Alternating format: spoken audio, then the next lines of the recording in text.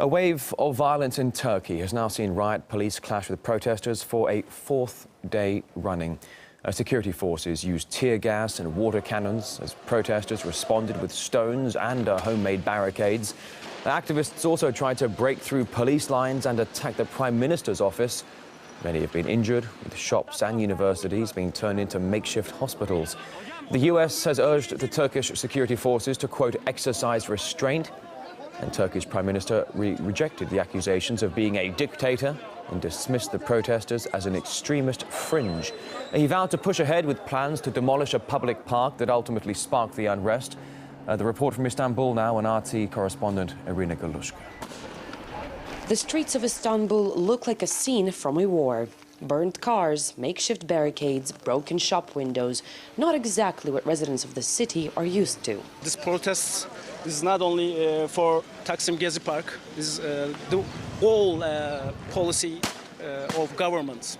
We are under pressure for about 10 years. The current chaos is the aftermath of the protests that gripped not just Istanbul, but some other cities and towns across Turkey. Prime Minister Recep Tayyip Erdogan's policy on Syria, the increasing Islamization of the country, and a major crackdown on the media. These are just few of the problems Turks have with their government. Many feel it doesn't serve the people, but rather works against them. My daughter was beaten because of what she was wearing, because her attackers were affiliated with the government. The police stood by and did nothing. All the cars from the television, they move from here. I said, why you move? They got direction from the police. They couldn't make live interviews with the people. And this is the problem. What happened in Turkey was called a disgraceful use of excessive police force by Amnesty International.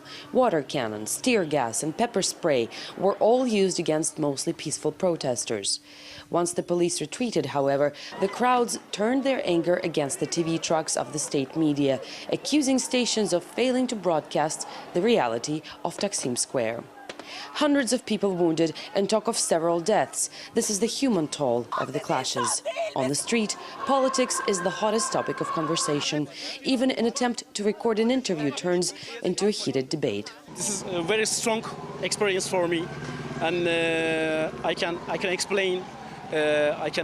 will explain my son, my grandson, after maybe 10 years or 5 years. It began as a quiet, simple sit-in beside the Gezi Park. People were trying to save some trees in the middle of the city, but now they're saying they're trying to save Turkey from Erdogan and his government. And they say they won't leave until the Prime Minister does. In Istanbul, Irina Galushko, RT. And with police continuing their use of force against demonstrators all across Turkey, human rights groups have condemned them, saying some protests have been left permanently blinded by tear gas.